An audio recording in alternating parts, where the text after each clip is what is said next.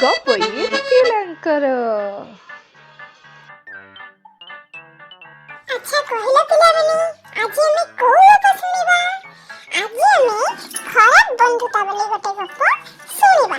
ତ ଏଇ ଗପରୁ ଆମେ କଣ ଶିଖିବା ଆଉ କଣ ନାହିଁ ତାହା ପୁରା ଗପ ଶୁଣିଲେ ହିଁ ତମମାନେ ଜାଣିପାରିବ। ତାହେଲେ ଠିକ ଅଛି ପିଲାମାନେ, ଆରମ୍ଭ କରିବା।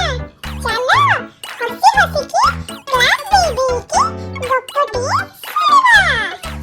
ତାହେଲେ ପିଲାମାନେ, ଗୋଟେ ବିଛା ଗୋଟେ କଇଁଛ ପିଠି ଉପରେ ବସି ନଦୀ ପାର ହେବାକୁ ଇଚ୍ଛା କଲା।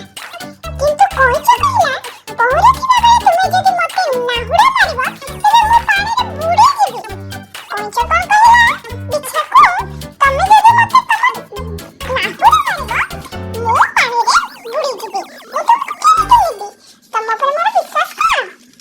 ତ ବିଛା କହିଲା, ତୁମେ ଯଦି ବୁଡ଼ିଯିବ ତେବେ ମୁଁ ମଧ୍ୟ ବୁଡ଼ିଯିବି। ନା, ମୁଁ ସେମିତି କରିବି ନାହିଁ।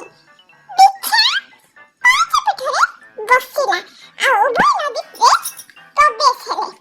କଣ ହେଲା? ଉଭୟ ନଦୀରେ ପ୍ରବେଶ ହେଲେ। ତାପରେ କଣ ହେଇଛି ପିଲାମାନେ? ଯାହା ହେଉ, ସେମାନେ ଯେତେବେଳେ ନଈ ମଝିରେ ହୋଇଛନ୍ତି ସେତେବେଳେ ବିଛା କଇଁଛକୁ ନାହୁଡ଼ା ମାରିବାକୁ ଲାଗିଲା। ଯେତେବେଳେ ନଈର ମଝିରେ ସେମାନେ ଅଛନ୍ତି ନା, ସେତେବେଳେ ବିଛା କଇଁଛକୁ ନାହୁଡ଼ା ମାରିବା ଆରମ୍ଭ କଲା। ଯନ୍ତ୍ରଣା ସହି ନ ପାରି କଇଁଛ ପାଣିରେ ବୁଡ଼ିଗଲା।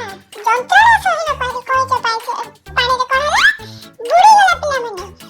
ଏମିତି କେବେ ମଧ୍ୟ କାହାକୁ ହଠାତ୍ କରି ବିଶ୍ୱାସ କରିବା ଠିକ୍ ନୁହେଁ। ଏହା ଏ ଗପରୁ ଶିଖାଯାଇଛି।